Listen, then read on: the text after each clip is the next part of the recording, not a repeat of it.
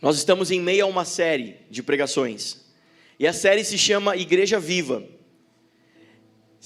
Quem estava aqui semana passada, glória a Deus pela sua vida.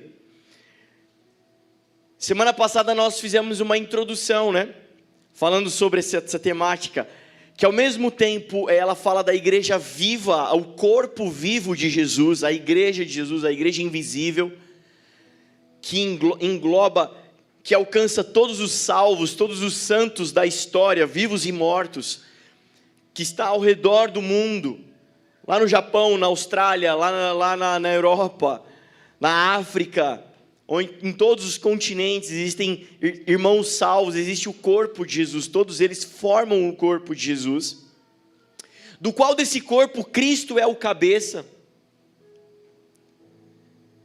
Então, ao mesmo tempo que nós estamos falando dessa igreja viva, ao mesmo tempo estamos construindo e falando dessa igreja viva, a igreja local, a igreja que nós estamos aqui, que se chama Igreja Viva.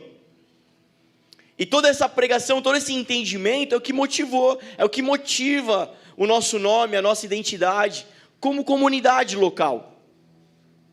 Então nós estamos falando disso, entendendo melhor, construindo melhor esse ambiente. Sabe por quê? Porque todo membro de uma igreja local deveria ser também, por essência, membro do corpo de Jesus. E todo membro do corpo de Jesus, ele precisa ter em si, intrinsecamente, um profundo senso de propósito, de destino, de vida. Amém? Isso é fundamental. Isso é fundamental. Então por isso nós estamos tratando tudo isso. Porque você não pode estar aqui desperdiçando o seu tempo, desperdiçando os seus dias, desperdiçando oportunidades. Amém? Passando desapercebido pelo que o Senhor está fazendo nesses dias, nessa geração. Sabe, eu nasci em 83. E eu nasci em 83 para estar em 2022, aqui agora, com essa idade, por um propósito. Para estar nessa geração, e cada geração carrega um propósito, o Senhor me escolheu para estar nessa geração.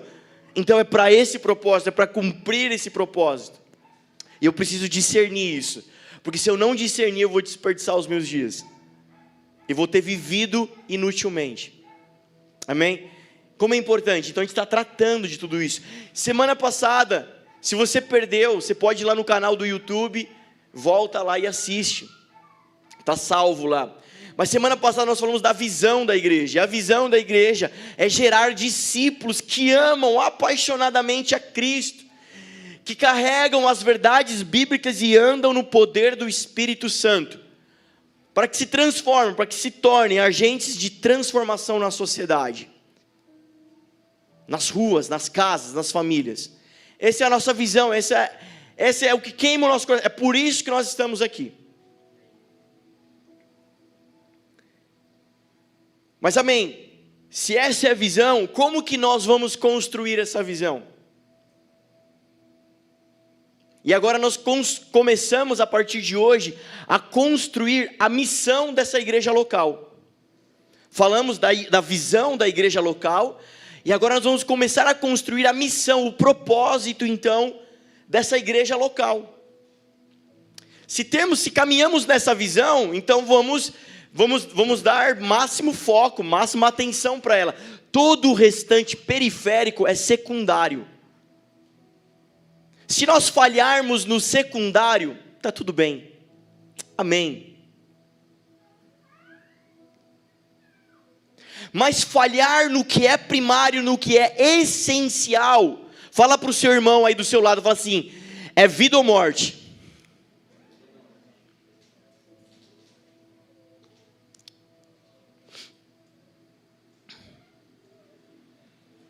É bíblico.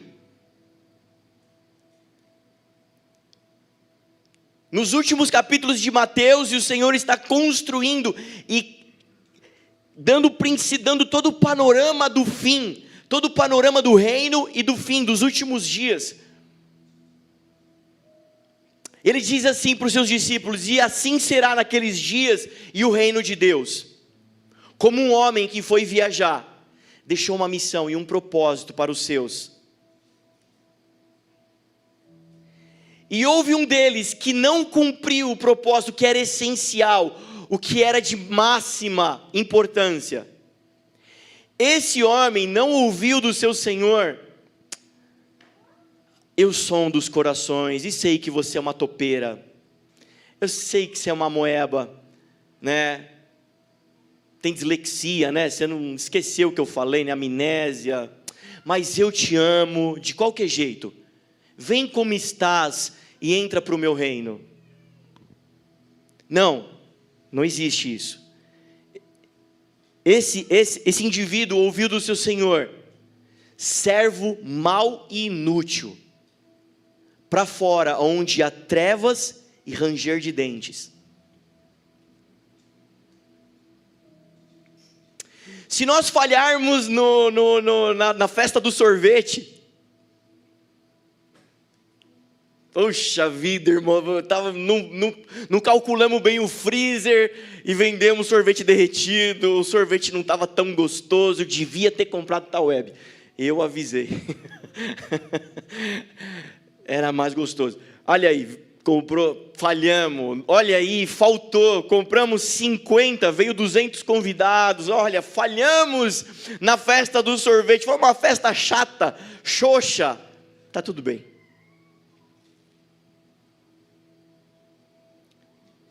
Fizemos ali o showroom dos empreendedores.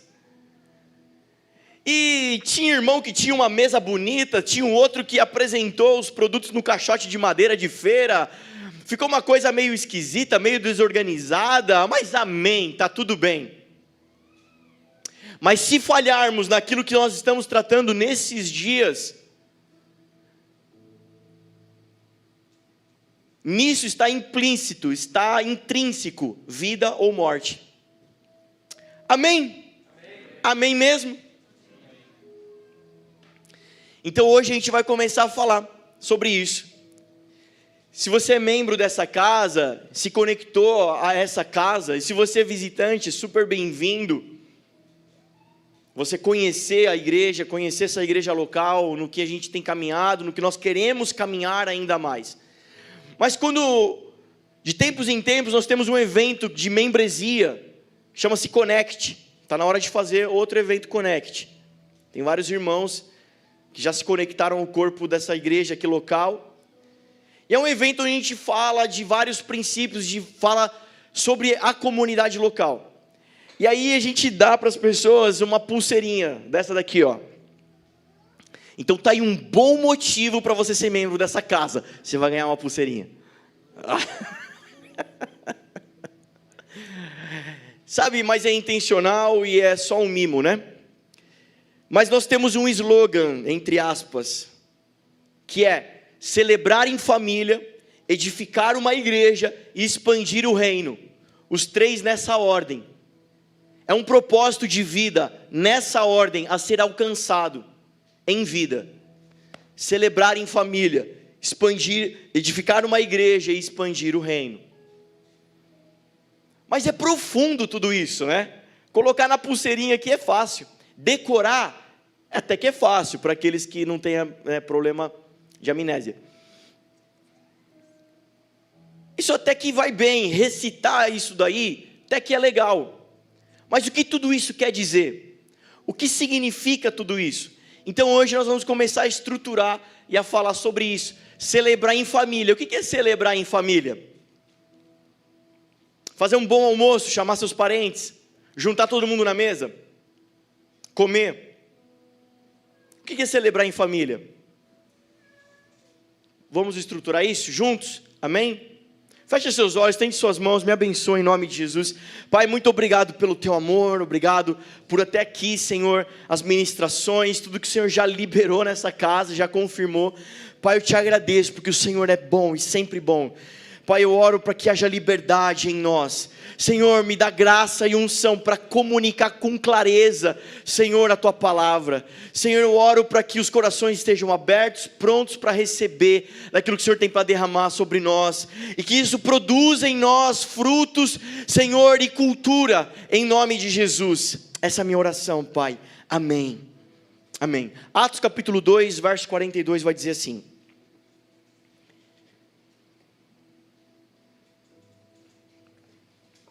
E eles se dedicavam, pausa.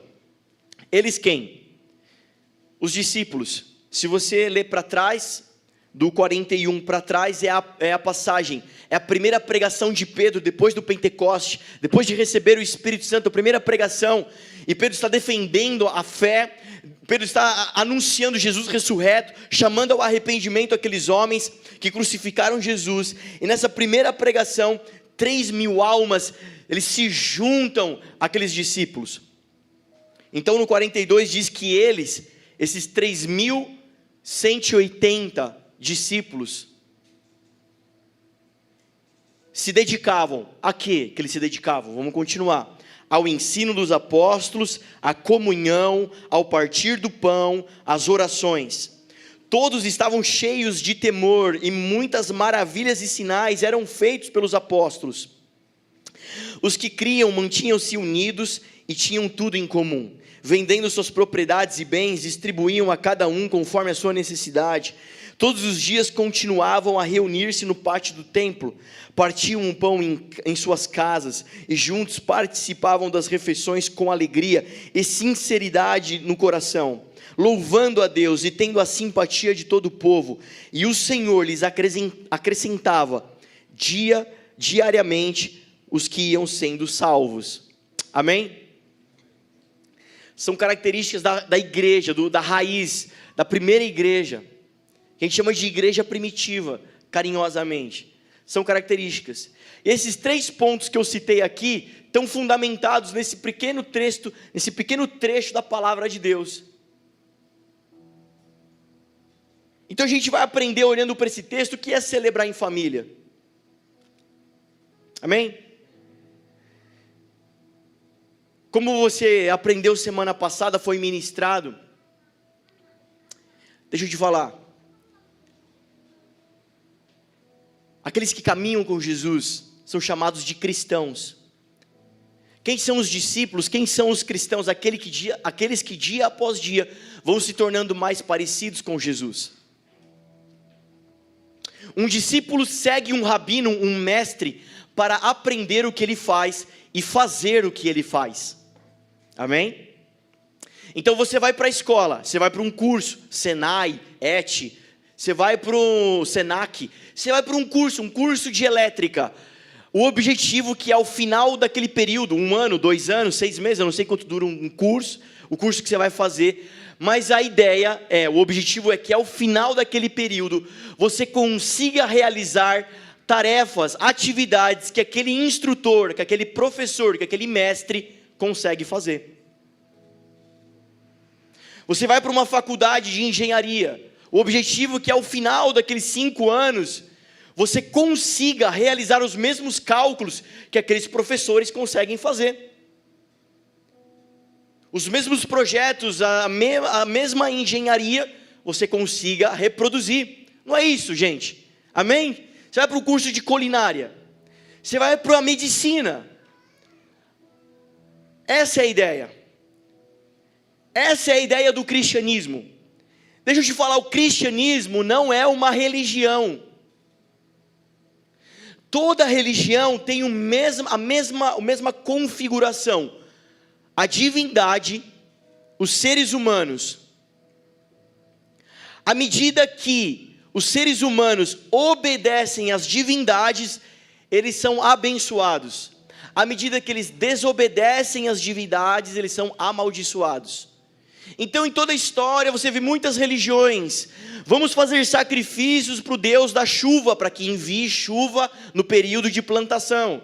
Olha, seca, é culpa do povo, é culpa de quem não ofereceu o sacrifício. Os deuses estão nos castigando. O Deus da fertilidade, o Deus... Se fizermos, Ele nos abençoa. Se não fizermos, Ele nos amaldiçoa, nos castiga.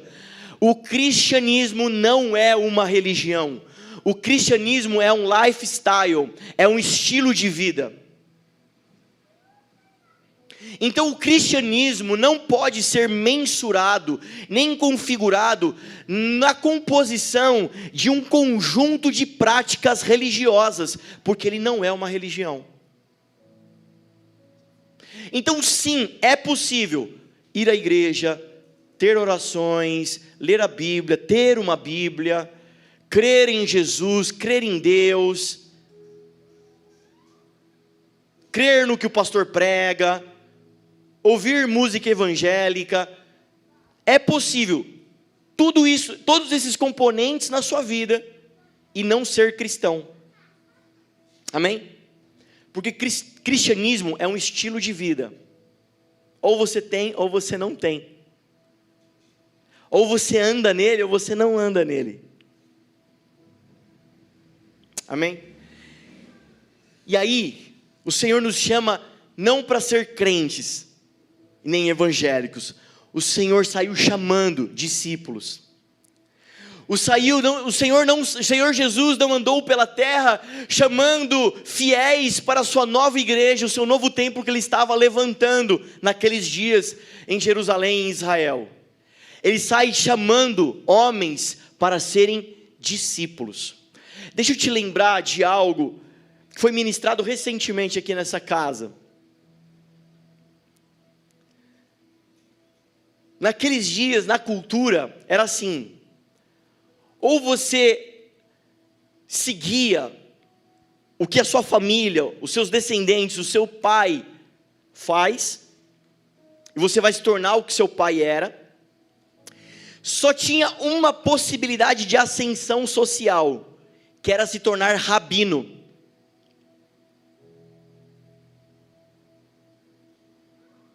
Então, a única expectativa, a maior expectativa de um pai, que naqueles dias, naquela configuração, um pai que provavelmente, como o pai de Jesus, que era o quê? A profissão dele era? Então, historicamente não é, né? É um construtor, porque quase não se tinha móveis de madeira naquela época, naquela região. Então ele era mais um construtor. Mas vamos deixar o carpinteiro, o construtor, o pedreiro, o que você achar melhor aí. Beleza. Aquele homem provavelmente ele tinha uma vida social abaixo. Por quê? Porque naquela época era ser oprimido pelos impostos dos romanos. A única expectativa é que o cara se tornasse rabino, aí ele daria um salto na sociedade. Todas as crianças eram matriculadas na escola, e a criança tinha até 6, 7 anos para decorar toda a Torá. O Pentateuco, os 5 primeiros livros da Bíblia, Gênesis, Êxodo, Levítico, tinha que decorar. É óbvio que nem todas as crianças conseguiam decorar a Bíblia, a palavra. Aqueles que não conseguiam, já eram dispensados da escola, e iria se tornar pedreiro, faxineiro, cozinheiro, pescador, aquilo que seu pai, sua família fazia. Mas aqueles que conseguiam decorar, avançavam nos ensinos. E de tempos e tempos, de fases em fases, haviam testes. E aqueles que iam sendo reprovados, voltavam para suas famílias. Até os 30 anos, que era o vestibular, a prova final para se tornar rabino ou não. E por isso se dar início ao seu ministério. Por isso que Jesus começou o ministério com 30 anos. Até os 30 anos, até lá, em alguma fase o cara poderia ser reprovado e devolvido para a família. Por isso que Pedro, quando ele perde Jesus, quando ele perde o mestre, ele volta a fazer o que ele fazia, pescar, porque ele era pescador.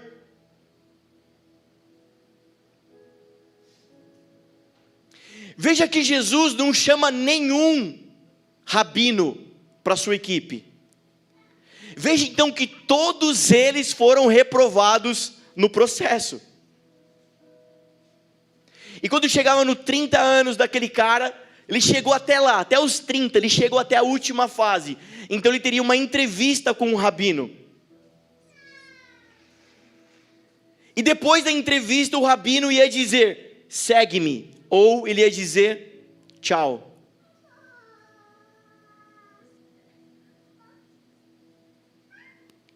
Veja que Jesus não era mestre, não era rabino.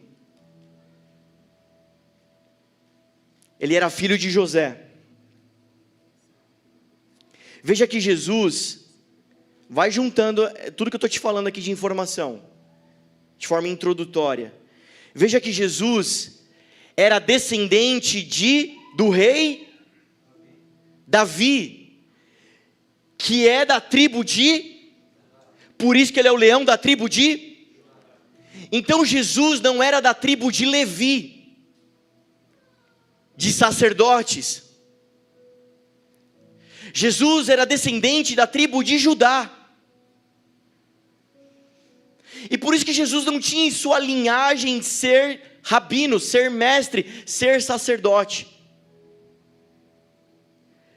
Por isso que na história de Deus ele levanta aquele que não é, para confundir o que é. Por isso que Jesus ele sai andando e procura pescadores, cobrador de impostos, aqueles que não são, e diz: segue-me. Ouvir de um mestre, segue-me, quer dizer mudar a sua vida, mudar a sua trajetória. Quando Jesus olhou para nós um dia e disse: vem, segue-me, eu não te chamei para ser fiel da minha nova religião, eu te chamei para vir seguir-me, para ser meu discípulo, para mudar a sua trajetória, eu quero mudar a sua vida. Ser cristão é mudar, é um impacto que muda a nossa trajetória. Por isso que é uma nova vida, porque aquilo que eu era antes não sou mais agora. Por isso que a história cristã é marcada pelos improváveis de Deus. Aqueles que não eram, aqueles que eram para ter morrido, mas foram colocados num cesto e se tornaram governadores. Aqueles que não eram, era para ter morrido, foram colocados num buraco para morrer, mas se tornaram governadores. Aqueles que foram colocados na cadeia, mas saíram de lá e se tornaram governadores. Os improváveis de Deus, aquele que era gago, que tinha a palavra pesada, aquele que comia gafanhoto e se vestia mal no deserto. Os improváveis do plano terreno, é esses que Deus chama para serem seus discípulos, para andar, para se parecer com Ele, para fazer o que Ele faz.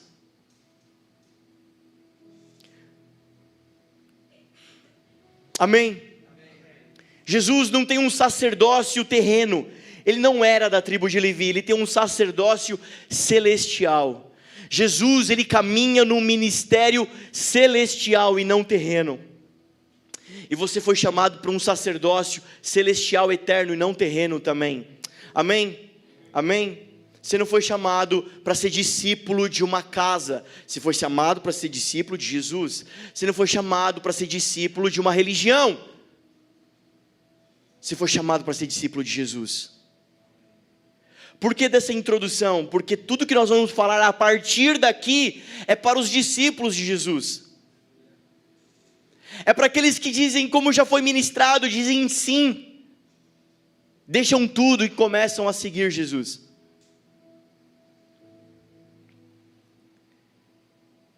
Deixa eu te falar, diga comigo, sacerdócio universal. Na teologia existe esse termo, sacerdócio universal, quer dizer que é para todos os crentes, todos os discípulos, todos os filhos de Deus. Existe esse sacerdócio. 1 Coríntios 6,17 vai dizer assim: mas aquele que se une ao Senhor é um só espírito com Ele. Então eu estou unido com o Senhor em um só espírito. Todos os filhos de Deus são um só com Deus. Efésios 2,18. Pois por meio dele, tanto nós como vocês temos acesso ao Pai por um só Espírito. Pode seguir. Portanto, vocês já não são estrangeiros nem forasteiros, mas concidadãos dos santos e membros da família de Deus, edificados sobre o fundamento dos apóstolos e dos profetas, tendo Jesus Cristo como pedra angular, no qual todo o edifício é ajustado e cresce para tornar-se um santuário santo no Senhor. Atos 4:12. Não há salvação em nenhum outro, pois debaixo do céu não há nenhum outro nome dado aos homens pelo qual devamos ser salvos. 1 Timóteo 2:5. Pois há um só Deus e um só mediador entre Deus e os homens, Cristo Jesus. João 14:6. Respondeu Jesus: eu sou o caminho, a verdade e a vida. Ninguém vai ao Pai a não ser por mim. O sacerdócio universal quer dizer que todos fomos chamados a ter acesso a Deus. Todos fomos chamados, através de Jesus Cristo, ter acesso ao Pai. Isso quer dizer que todos, sem mediador, não existe mediador, não existe alguém que está um passo à frente na presença de Deus. Quer dizer que todos fomos chamados a estar na presença de Deus, a ministrar na presença de Deus. Todos nós temos esse acesso, todos nós fomos chamados. Todos nós temos isso em comum. Diga comigo: sacerdócio real. 1 Pedro 2:9. Vocês, porém, são geração eleita, sacerdócio real, nação santa, povo exclusivo de Deus. Sacerdócio real quer dizer, fala da realeza, da família de Deus. Sacerdócio real aponta para não só estar na presença de Deus sem mediador, somente através de Cristo Jesus. Não é o Papa, não é o pastor, não é a oração forte de ninguém. Somente Cristo nos leva ao Pai. Mas sacerdócio real quer dizer que é o acesso à presença do Rei para ministrar ao Rei. O que é ministrar? Diga comigo: servir.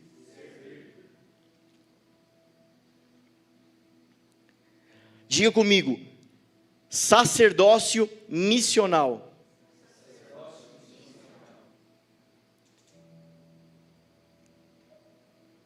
Todos fomos chamados à presença de Deus e a servir, a ministrar ao Senhor. Apocalipse 1:6. E nos constituiu reino e sacerdotes para servir ao seu Deus e Pai. Êxodo 19:6. Vocês serão para mim um reino de sacerdotes e uma nação santa. Todos os discípulos de Jesus, todos os filhos de Deus foram chamados ao sacerdócio. Como já foi ministrado aqui, antes só a tribo de Levi, agora em Jesus, todos, se cumpre essa palavra, todos foram chamados ao sacerdócio. Para entrar na presença de Deus através de Cristo Jesus, para acessar a presença do Rei e a ministrar na presença de Deus. Mas mais do que isso, assim como a tribo de Levi estava para Israel, a igreja está para o mundo. Assim como era serviço da tribo de Levi, ministrar o sacerdócio, ofertas pelo pecado, ministrar a Deus as orações em favor de toda Israel, agora é encargo da igreja.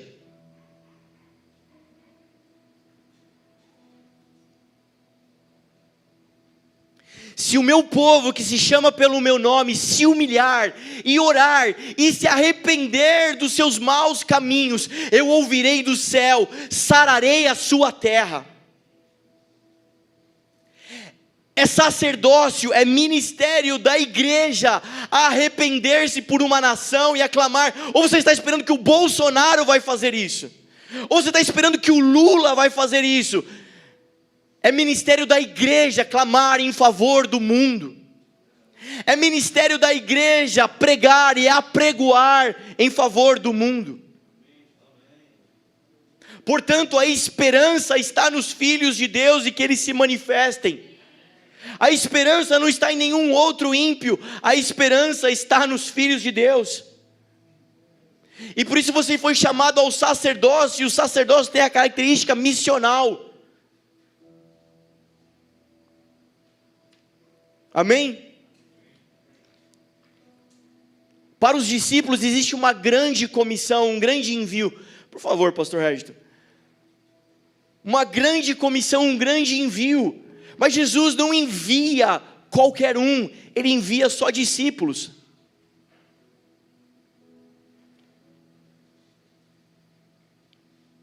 E envia para quê? Para assim como a tribo de Levi estava para Israel, os discípulos estarem para o mundo.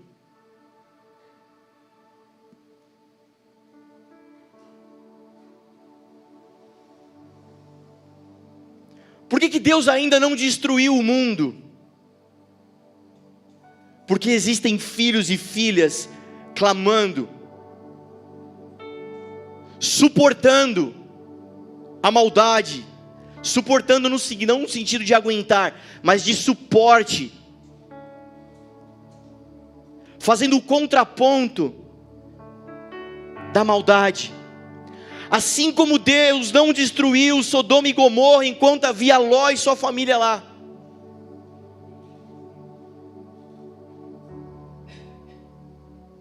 Assim como Deus só pisará e destruirá seus inimigos até que seu reino e seus filhos estejam estabelecidos.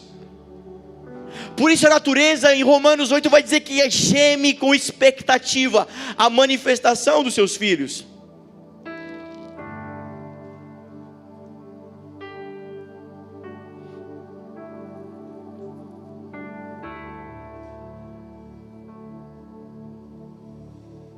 O que é celebrar em família? Posto tudo isso, sabendo que você, discípulo de Jesus, foi enviado para uma grande comissão, foi comissionado, foi enviado para ser sacerdote e sacerdócio. O primeiro núcleo que nós temos para isso chama-se casa. O primeiro núcleo de exercer tudo que eu falei até agora, o primeiro núcleo onde vai se manifestar isso chama-se casa.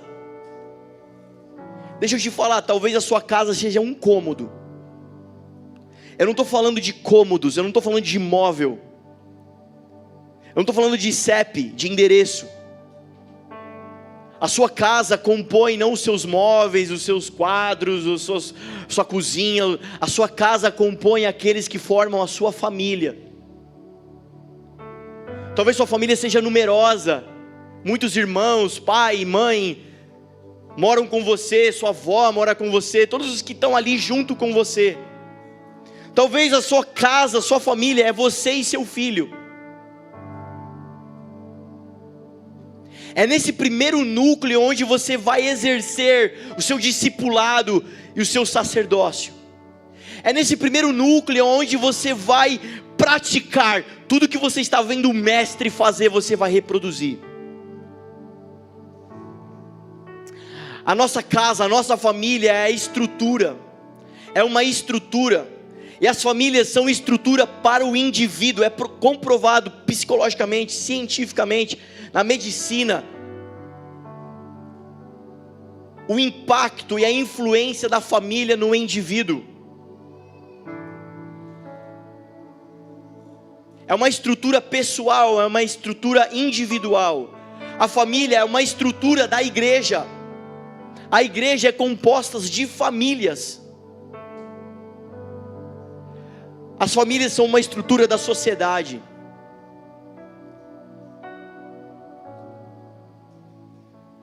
E biblicamente nos ensina de que a família bíblica ela é parecida com um pequeno exército. Então celebrar em família é exercer ministério e sacerdócio, serviço dentro de casa, dentro da família, até que a sua família se torne um pequeno exército. Deixa eu te falar, lá nos tempos das tribos de Israel, no êxodo, no deserto, enfim, nas batalhas, de repente eles iam para uma batalha. Lembra aí as batalhas? Jericó, enfim, eles iam para as batalhas. Sabe quem ia para as batalhas? Sabe quem saiu do Egito? Famílias saíram do Egito. Não saiu os guerreiros, soldados do Egito, saíram famílias do Egito. Sabe quem ia para as batalhas? Famílias iam para as batalhas. E de repente no meio da batalha o pau estava quebrando. E de repente o patriarca da família, o chefe da tribo, levantava uma bandeira com o estandarte daquela tribo, daquela família, daquele clã. Toda a família se reunia, se reagrupava para a batalha em torno da bandeira.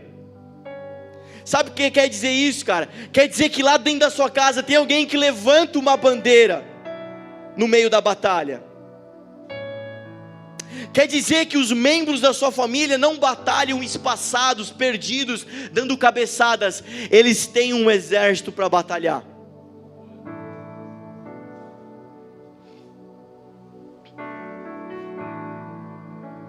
Celebrar em família não é ir no shopping junto. Celebrar em família não é visitar os parentes de longe no Natal. Celebrar em família para nós é mais profundo. Quer dizer que a sua casa está se tornando um pequeno exército, e uma estrutura sólida e forte para a sociedade, para a igreja, para você e para quem mora com você. Em nome de Jesus, existe uma batalha nesses dias para nós guerrearmos.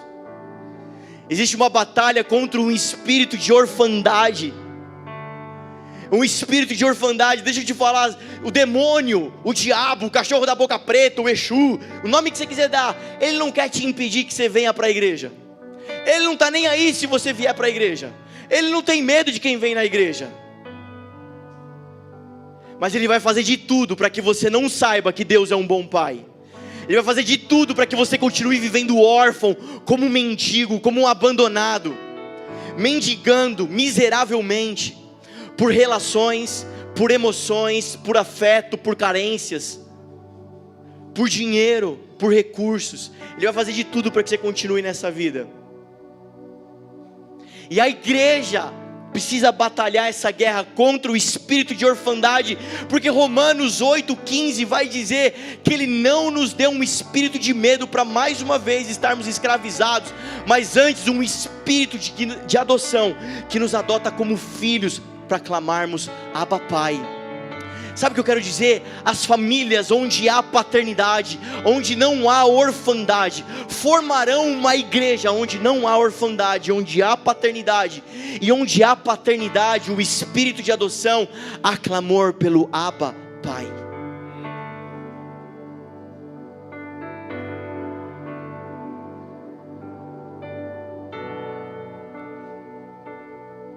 Talvez você não saiba nada de paternidade. Talvez você não teve um bom pai, ou nem teve pai. Um pai ausente, ou um pai que se foi muito cedo, precocemente. Talvez você não saiba nada de Deus e nada de paternidade.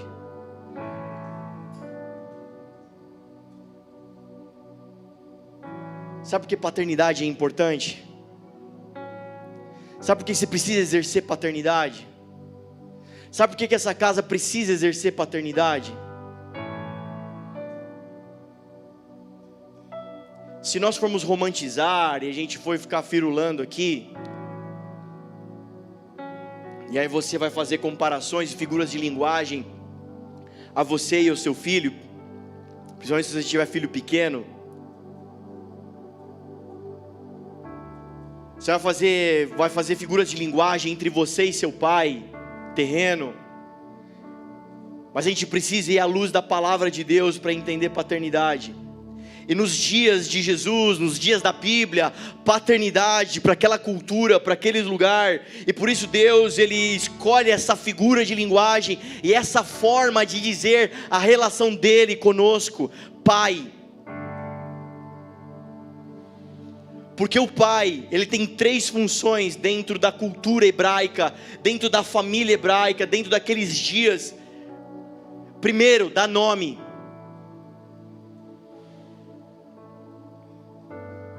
E talvez hoje a gente dê nome para aquilo que é bonito, aquilo que está na moda. Mas para aqueles dias o nome tem a ver com origem. Quando se falava o nome da pessoa, se sabia de onde ela veio. Segunda característica da paternidade é dar propósito. Eu sou carpinteiro. Filho, você vai ser carpinteiro. Eu vou te dar propósito, eu vou te ensinar a usar as ferramentas. Eu vou te ensinar a caminhar nisso. E terceiro, legado. Mais do que te ensinar, mais do que te falar o que você vai ser, mais do que te dar um sentido e um propósito, eu vou deixar um caminho para você percorrer, porque eu vim até aqui e construí isso daqui. Agora você vai partir dessa plataforma para frente. Querido, a orfandade é o extremo oposto do que eu acabei de falar. Gente que não sabe de onde veio, como é que se chama, qual é a sua identidade. Gente que não sabe para que está vivo, por que nasceu, por que está vivendo ainda. E nesses dias, a humanidade nunca na história tem sido tão assolada quanto a orfandade, esse espírito demoníaco que suprime, que arranca das pessoas o sentido de viver. E elas dizem: não há sentido de viver, para que viver? E a ausência de propósito, segundo os psicólogos e psiquiatras, causa uma dor existencial. E elas começam a dizer: não é que eu não queira viver, eu só quero dar fim a essa dor. E os índices de suicídio aumentando.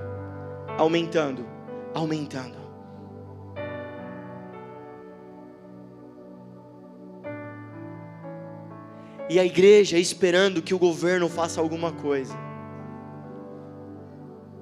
O nível de maldade aumentando na nação, e a igreja esperando que alguém faça. Se o meu povo, chamado pelo meu nome,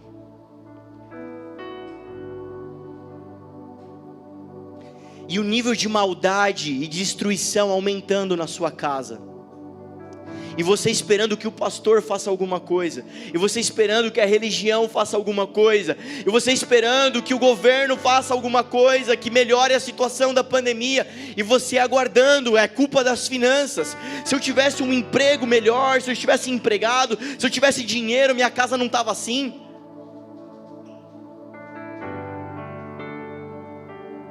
E a responsabilidade está nos ombros dos filhos de Deus.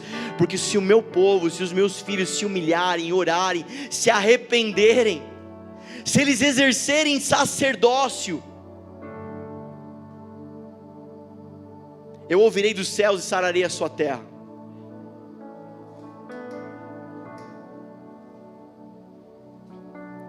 Eu sinto profundamente de falar isso.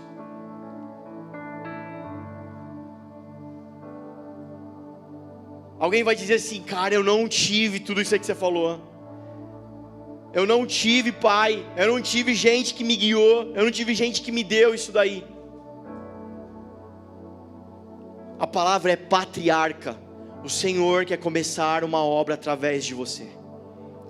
O Senhor quer começar em você, como começou em Abraão. Não tinha ninguém antes de Abraão. Começa em Abraão. Não tinha talvez antes de Isaac. Começa em Isaac, começa em Jacó. Patriarcas, homens, uma geração de patriarcas que vão dar start, a finalização, ao avanço contra esse espírito de orfandade.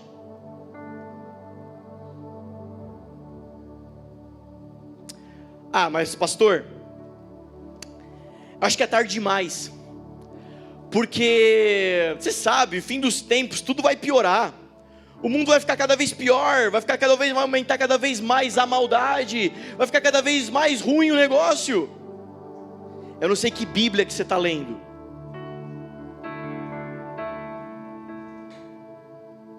Talvez a sua Bíblia está manchada ou rasgada um pedaço da página.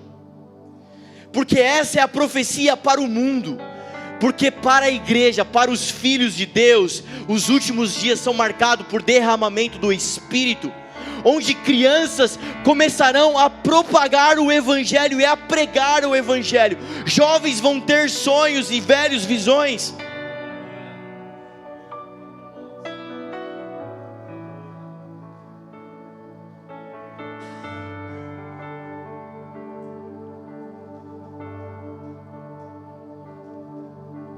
Nós queremos edificar uma igreja.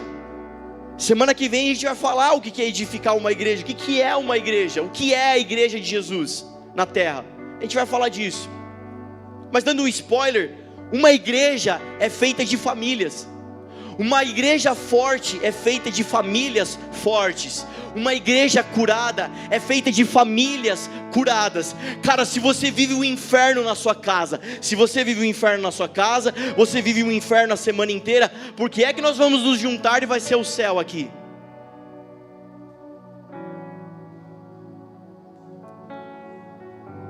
Esse sacerdócio que nós exercemos aqui, de levantar as mãos, e orar, e liberar adoração, liberar orações, começa na sua casa, lá na sua casa.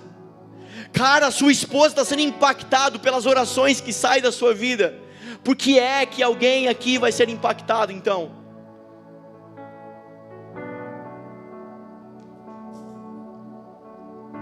Se eu colocar toda a ênfase do meu sacerdócio, do meu ministério, no culto litúrgico de domingo à noite, dominical ou qualquer outra reunião, eu estou sendo religioso.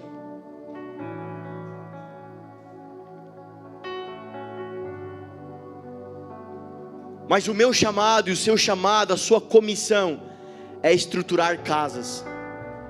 É estruturar casas.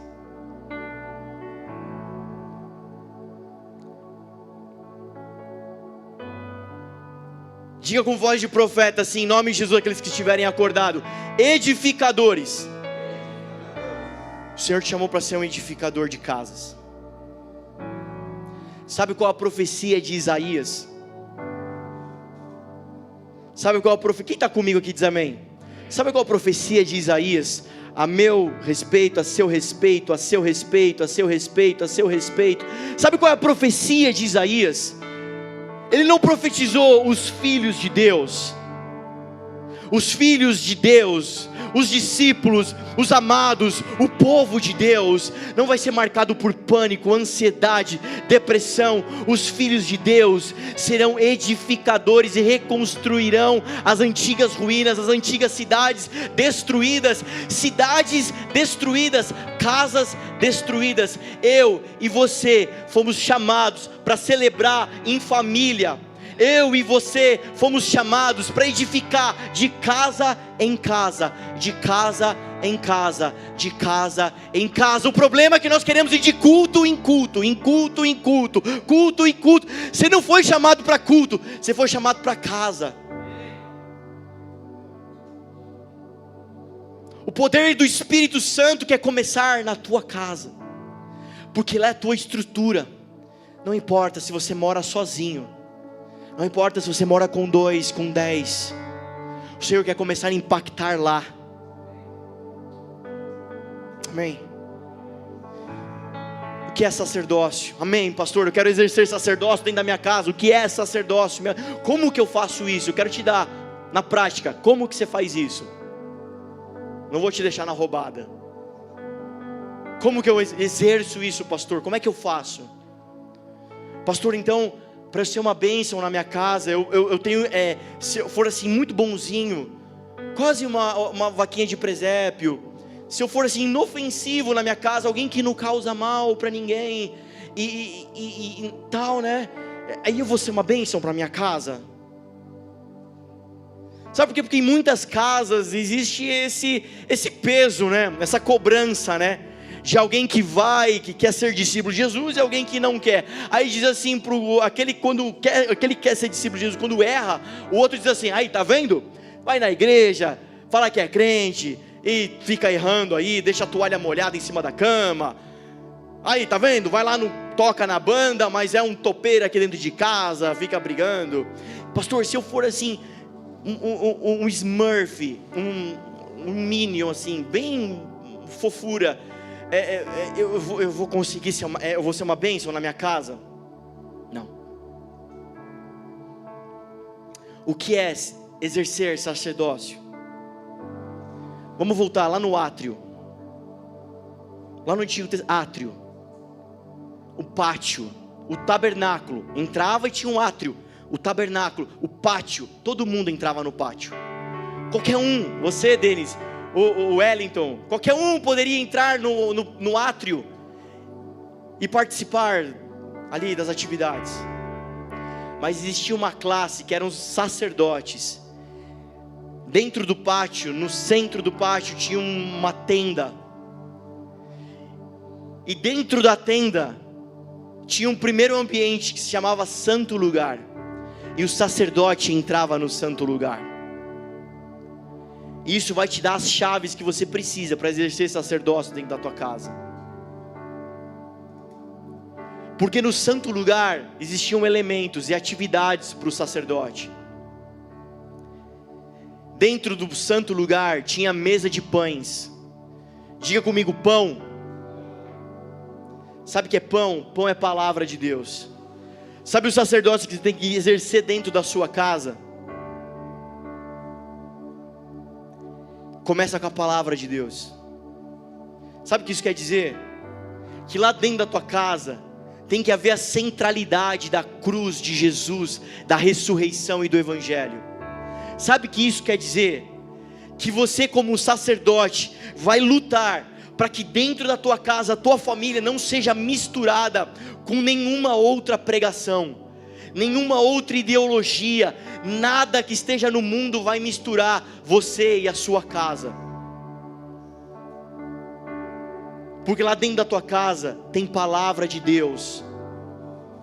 Amém?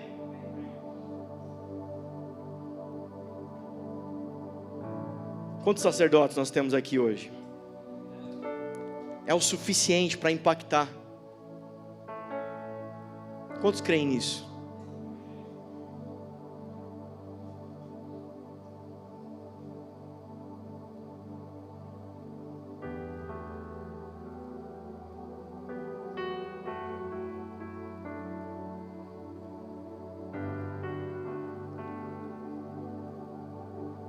Sinto profundamente no meu espírito de falar algo para você.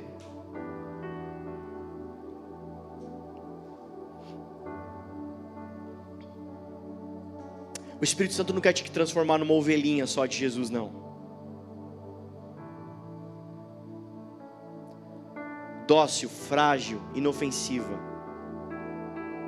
O que Jesus disse para os seus discípulos é: eu enviei vocês como lobos no meio de lobos.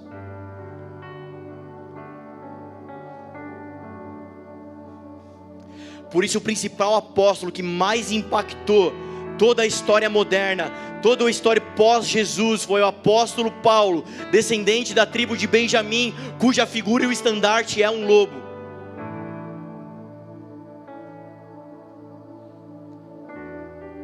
Em nome de Jesus eu oro e trabalho e empenho para que o Senhor arranque de você essa fragilidade, essa inofensividade, e coloque em você um espírito de um guerreiro e de um lobo.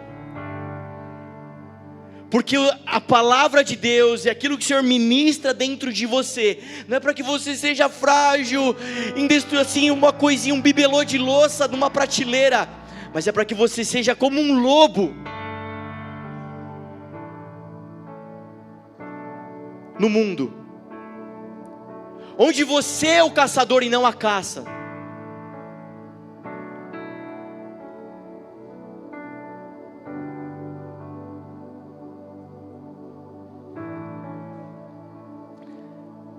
Diga comigo, incensário.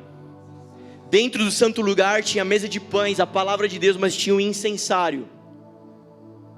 O incensário, onde saíam os incensos, óbvio, aponta para oração, adoração. Lá dentro da tua casa tem que ter oração e tem que ter adoração. Adoração não é música, colocar, enquanto eu lavo louça eu coloco aqui uma música para eu ficar ouvindo, para ter adoração dentro da minha casa. Adoração é contemplação, adoração é centralidade, só olhos para o Senhor. Sabe o que isso quer dizer? Sabe como é que isso se traduz na prática? Se tem oração e tem adoração dentro da tua casa, não tem reclamação. Quem reclama não proclama. Se tem oração e adoração dentro da tua casa, os dois são feitos pela boca. A boca está ocupada em orar e a ministrar ao Senhor. Não tem tempo para proclamar ou para praguejar ou para murmurar. Dentro da tua casa, o que se ouve, o que se ecoa, são orações, são ministrações. Quem está comigo diz amém. Diga comigo, menorá. Menorá é o candelabro. Dentro do santo lugar tinha a mesa de pães, o incensário e o candelabro, onde tinha fogo. A menorá era alimentada com azeite, com óleo, para se colocar fogo. E tanto os dois, ou os três, a menorá, o óleo e o fogo, apontam para o Espírito Santo. Pastor, como eu exerço o sacerdócio dentro da minha casa, convide o Espírito Santo para dentro da sua casa. Deixa o Espírito Santo iluminar a sua casa. A sua casa não pode ser escura. Sua casa não pode ser em trevas. Sua casa tem que ter luz do Espírito Santo. Fala de fogo. Fogo aponta para a pureza, porque o fogo queima o que é podre, depura o que não tem nada a ver com Deus. O fogo vai trazer essa pureza.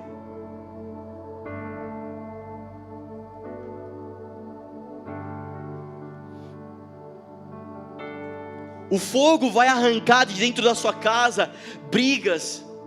O Espírito Santo vai arrancar de dentro da sua casa contendas, discussões, a falta de entendimento. Ele vai ministrar os corações, Ele vai trazer pureza aos corações. É o Espírito Santo que vai trazer equilíbrio, luz, entendimento, clareza para o casamento, para a criação de filhos. Pastor, como é que eu posso ser um sacerdote dentro da minha casa? Como é que eu posso celebrar a minha família? Como é que eu posso fazer dela um exército? Lutando pela palavra de Deus, enchendo sua casa de oração, de adoração. Queridos, eu cresci numa casa, quantas vezes eu levantava de madrugada para ir ao banheiro, ouvia um barulho na sala, ia lá ver se era fantasma. Não, era o meu pai orando, de joelhos, de madrugada, clamando ao Senhor. Ou era ele, ou era minha mãe. Quantas vezes eu via minha mãe orando, quantas vigílias a gente foi, quantas reuniões de oração. Meu filho de crente é da hora, porque você aprende a dormir em qualquer lugar. Banco de igreja, cadeira de igreja, na casa dos outros, porque ia nas vigílias na casa dos outros, dormia na casa dos outros, acordava em casa. Você fala, como é que me transportei para cá, né? Enfim, esses milagres que aconteciam, dormia em carro. Eu cresci num ambiente de oração. Os seus filhos precisam ver você orando. Não, mas eu oro. Eles precisam ver você orando.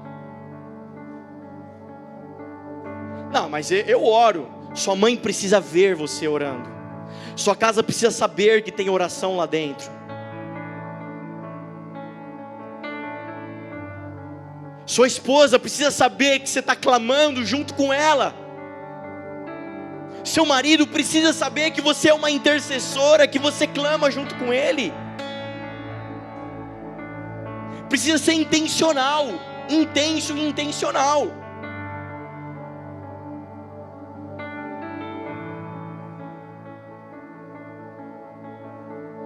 Pastor, como é que eu faço para minha casa ser isso? Convide todo dia o Espírito Santo. Quantas vezes você está convidando o inferno para dentro da sua casa? Eu não aguento mais essa casa, isso aqui é um inferno. Eu não aguento mais essa criança, eu não aguento mais você.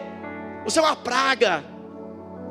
Cara, deixa a sua boca trazer o céu à terra. Porque a sua casa, o seu núcleo tem que ser a primeira igreja, uma mini igreja. Irmãos, o que tem na igreja? Não tem pregação? Irmãos, na igreja não tem adoração? Na igreja não tem oração? Na igreja não tem comunhão? Tudo isso tem que ter na sua casa. Quem está comigo diz amém. Se nós tivermos casas fortes, teremos uma igreja forte.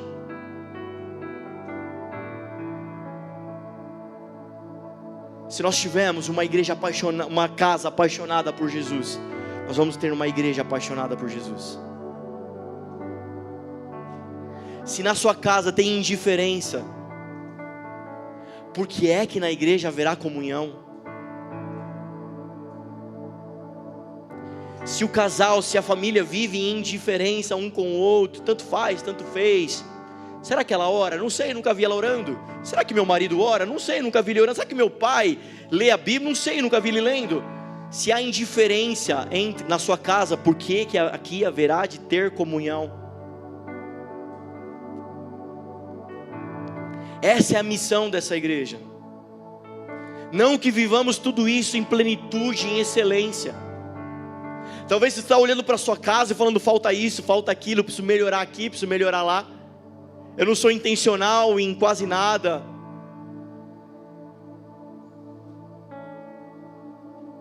Eu nem tenho paz dentro de casa, eu não tenho paz dentro, meu Deus do céu. Nem gosto de ficar em casa.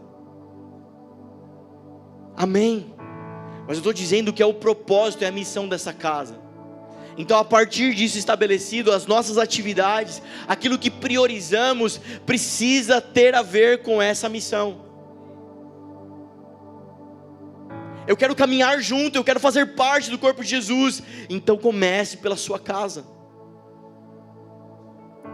Sabe o que, querido? Olha só. Se tinha sacerdócio, tinha também o sumo sacerdócio. Porque depois do santo lugar tinha o santíssimo lugar, que só o sumo sacerdote entrava lá, e lá se sabe, era a glória de Deus manifesta. Se houver sacerdócio, haverá sumo sacerdócio.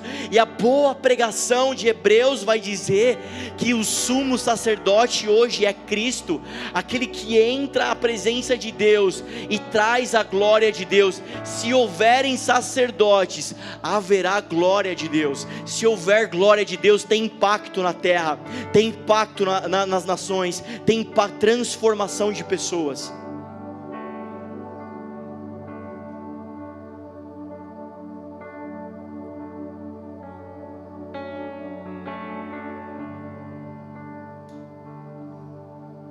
Ah, cara, o Paulo Guedes tem que fazer alguma coisa com essa economia. Querido, eu não sei o que o Paulo Guedes está fazendo, eu sei o que o Senhor colocou diante de mim, e aquilo que Ele colocou diante de mim, eu tenho aberto postos de trabalho, para que famílias sejam abençoadas financeiramente.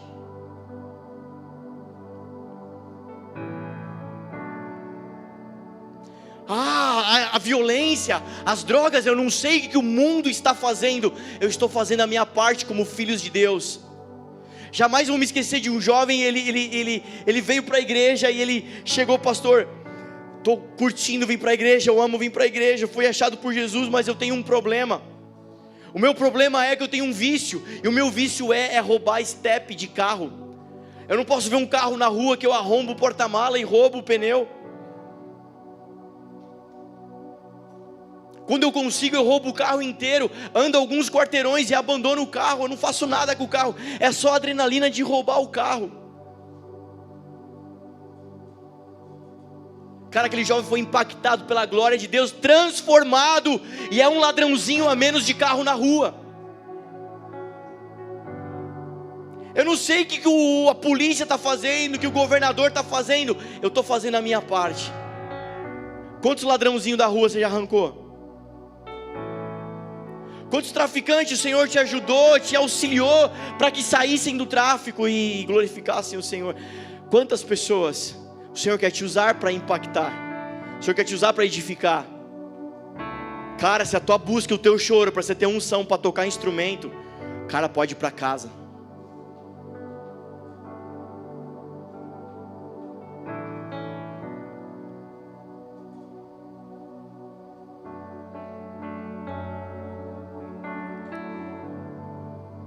Quem está comigo diz amém.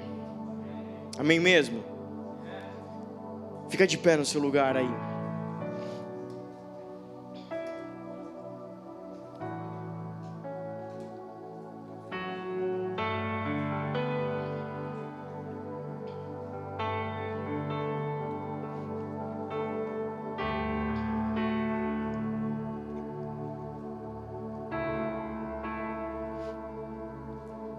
O texto da igreja vai dizer que eles se dedicavam ao partir do pão de casa em casa. Não diz que Pedro, depois do Pentecoste, 3.000 almas, eles abrem um grande pé, eles alugam o maior prédio da cidade, colocam um telão de LED lá dentro e transformam em igreja. Não diz isso.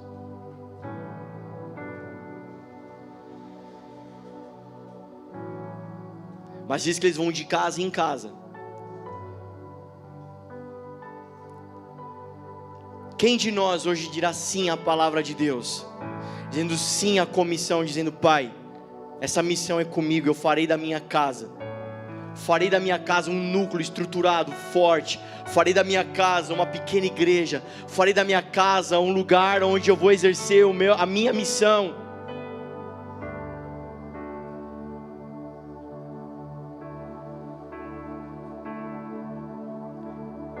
Isso é tão sério, igreja, que a gente leu Atos 2,42, a igreja. Mas antes de Atos 2,42, veio a pregação de Pedro. E antes da pregação de Pedro com autoridade, veio o Pentecoste. Mas antes do Pentecoste, veio ficar em Jerusalém. Jerusalém é a casa, é o secreto. Começa lá.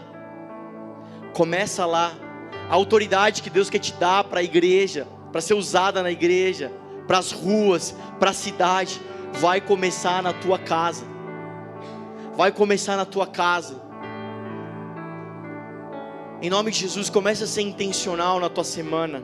Comece a ser intencional na tua vida. Comece a ser intencional nos seus dias. Sabe quando alguém fica enfermo na tua casa, qual é a primeira reação que você vai fazer? Pegar um dipirona, pegar um Advil, ou estender as mãos e orar? Isso fala com todos nós. Sabe quando houver uma contenda, a primeira coisa que você vai fazer vai ser o quê? Contender, ou trazer a luz do Espírito Santo, calma, paz, justiça, alegria, o reino de Deus.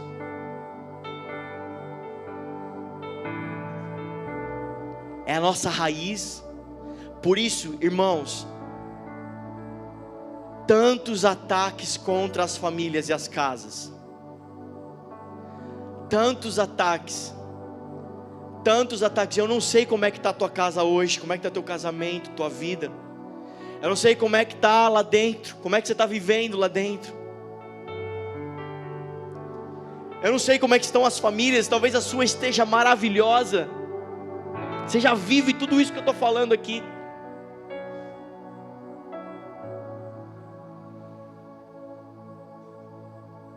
Mas talvez não, talvez esteja um caos lá dentro da tua casa. E o Senhor quer trazer luz. Quer trazer haja luz lá dentro da tua casa. Por isso tantos ataques, irmãos, contra a tua casa e a tua família, para que não aconteça o que eu estou falando. Porque se houverem pessoas doentes dentro de casa, haverá uma igreja doente. Se houverem casamentos quebrados, haverá uma igreja quebrada. Se houverem filhos órfãos, haverá uma igreja órfã. Se não houver paternidade dentro de casa, não haverá paternidade na igreja. Por isso tantos ataques lá dentro da sua família. Eu oro para que na luz do Espírito Santo você discirna quantos ataques vocês estão enfrentando. Quantas distrações talvez as trevas querem colocar lá dentro da sua casa. Crises financeiras, ansiedade financeira. Problemas com os filhos com os pais. Quantas distrações para que vocês não vivam o que o Senhor quer que vocês vivam. Sabe, aí nós vamos colocar toda a expectativa num culto dominical, onde nós vamos vir e ouvir uma pregação que nos transforma num ser mais caridoso e dócil do mundo, inofensivo, e eu vou para casa porque eu sou um bom cristão, eu sou um bom crente. Não, cara, você precisa ser alguém temido, você precisa ser alguém que o inferno tem medo, em nome de Jesus. Em nome de Jesus, em 2022, essa igreja vai levantar exércitos e não berçários. Quem está comigo diz amém. Pelo amor de Deus. Os seus filhos não serão ovelhinhas de Jesus, os seus filhos serão flechas, os seus filhos serão ponta de lança.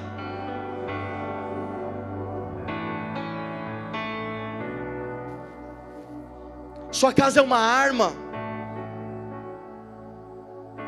Não precisa mais casar, casa de qualquer jeito, faz sexo do jeito que quiser fazer, não precisa de aliança, não precisa de nada, para que seja um núcleo deteriorado, líquido.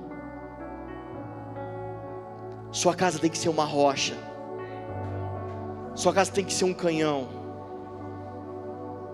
Sabe qual é o padrão bíblico que a gente aprende em Atos 2:42? Famílias edificando uma igreja, e não uma igreja edificando famílias. Uma igreja é a reunião de famílias abençoando outras famílias. Famílias abençoando outras famílias, isso é uma igreja. A expectativa e o socorro para a sua casa já está lá dentro. Diga assim: eis-me aqui. Fecha seus olhos, se você ainda não fez, comece a falar com o Senhor, diga: Senhor, essa história é comigo, Pai. O Senhor me chama para a batalha, eu não quero fugir da batalha. Convido o Espírito Santo para vir sobre você. Convido o Espírito Santo para vir sobre a sua casa.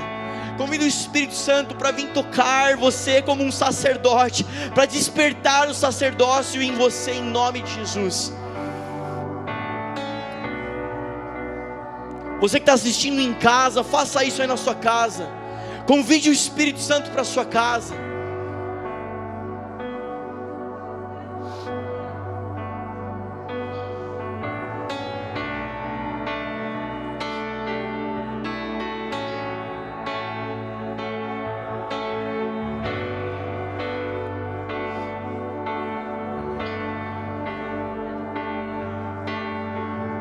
Deus, nós oramos por famílias fortes nessa casa.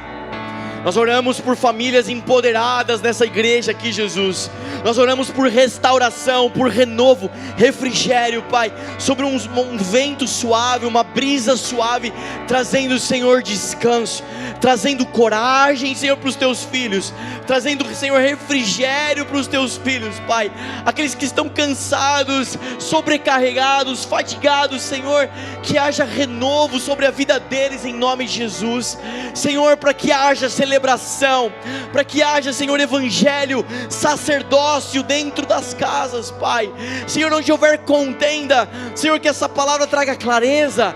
Senhor, onde houver discórdia, falta de propósito, que essa palavra ative, Senhor, ministério, serviço, sacerdócio, Senhor, em cada um de nós, Pai, em nome de Jesus. Senhor, nos desperta para a tua obra, Pai. Arranca do meio desse lugar a religiosidade, arranca do meio desse lugar o espírito de orfandade, em nome de Jesus. Em nome de Jesus, arranca, Senhor, do nosso meio o espírito de orfandade, em nome de Jesus. Aleluia. Faça isso na sua casa, faça isso ao longo desses dias, faça isso em nome de Jesus. Amém? Amém? Você pode aplaudir isso bem forte?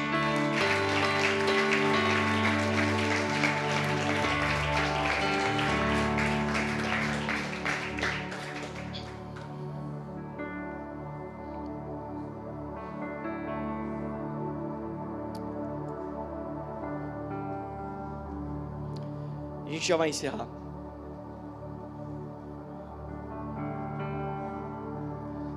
Quero que você se faça uma pergunta: quanto tempo você não chora pela coisa certa? Quanto tempo a coisa certa talvez não fira o seu coração?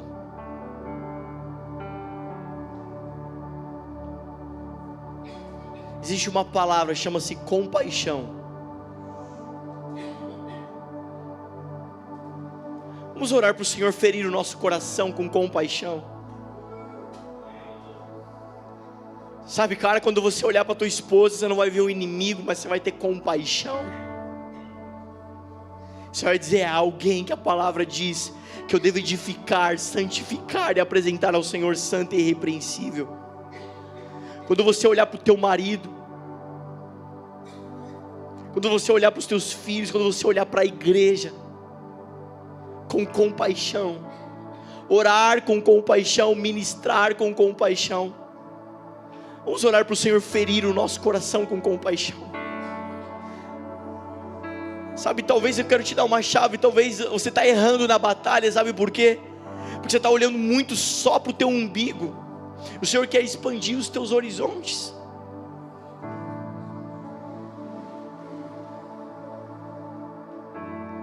Fala: Deus, fira o meu coração com compaixão. Eu quero chorar pela causa certa, eu quero orar pela causa certa.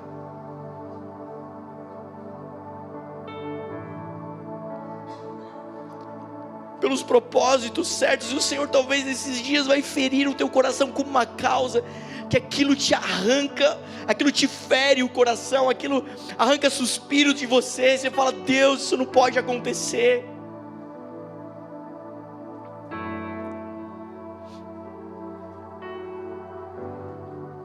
Irmãos, olha para mim aqui.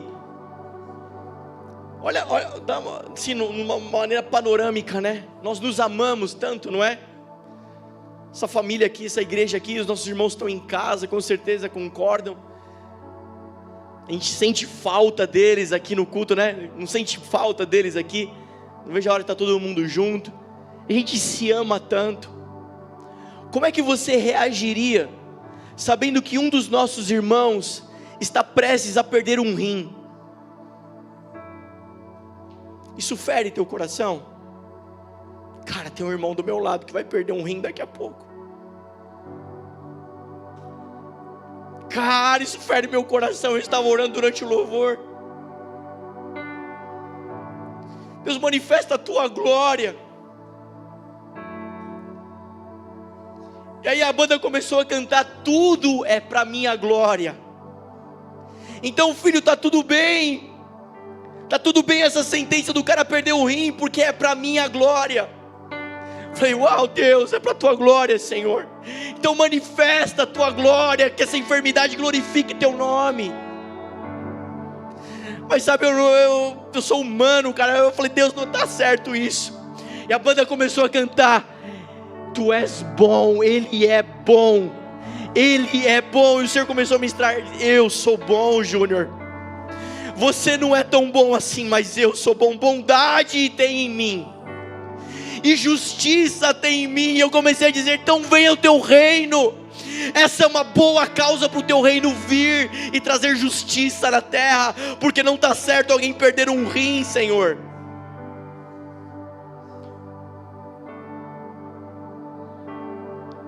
Sabe quem é essa pessoa? É o Bernardo. Cadê o Bernardo?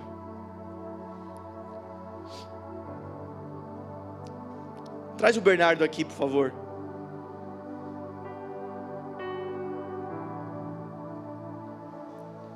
O Bernardo daqui a pouco talvez vai perder um rim, sabia? Diz a medicina.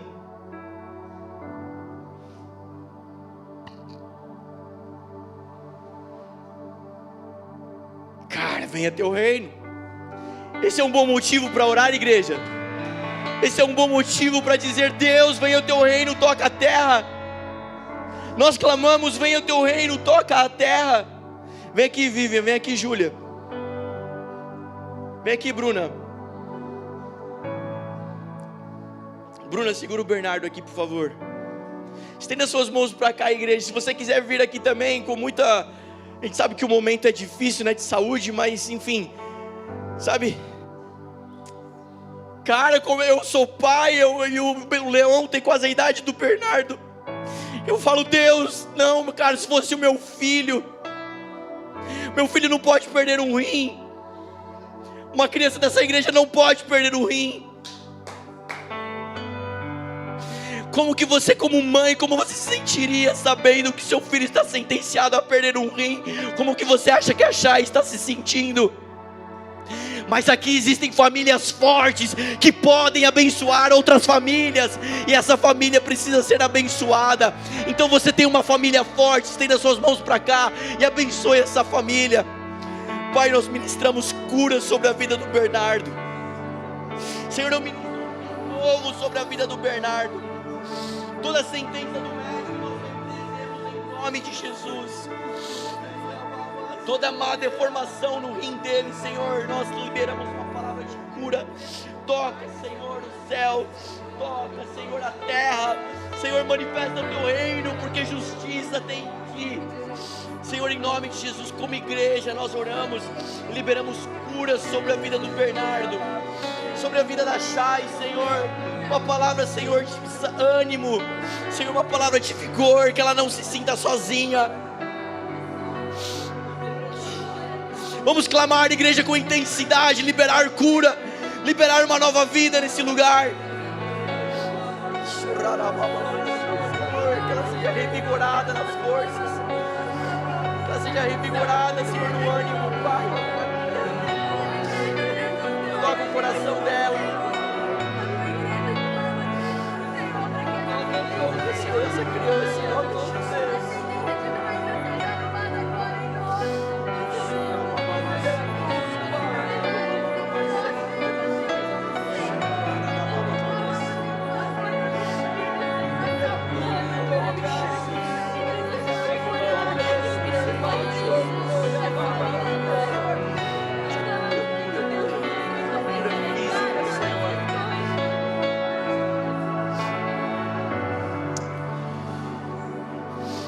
Vamos lá, outras famílias que você lembrar agora, comece a liberar palavras de bênção. Famílias, casais, comece a liberar palavras de bênção. Comece a clamar pelo reino de Deus, comece a clamar pela intervenção. Peça para o Senhor fazer de você uma arma, da sua casa uma arma.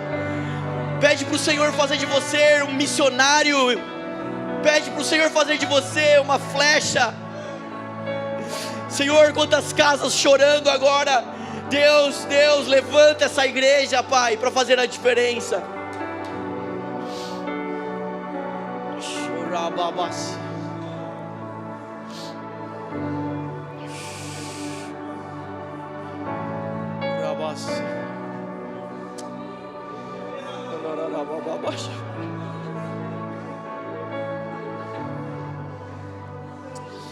Deus, nós clamamos pela tua intervenção, Pai. Clamamos para que o reino venha, toque a terra, Senhor, mais uma vez.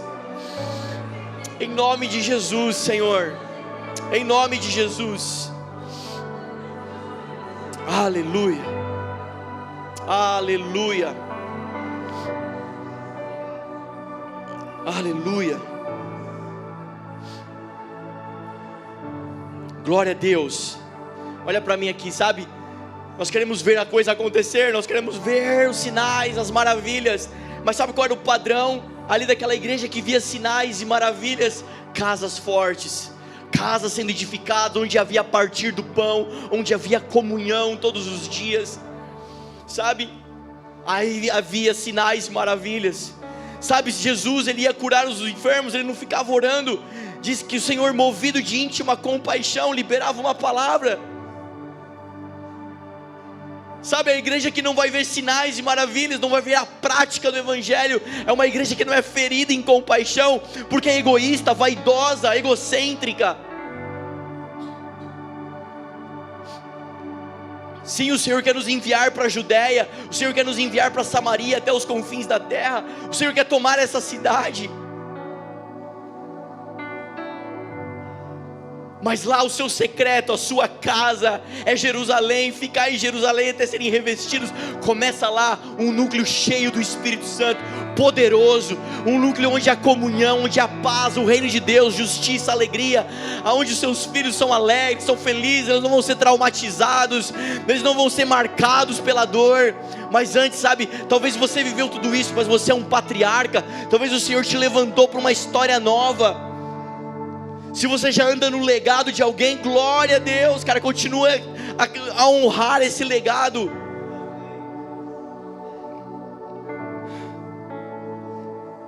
Mas seja alguém de verdade, que faz a diferença, um discípulo de Jesus. Chore pela coisa certa nesses dias.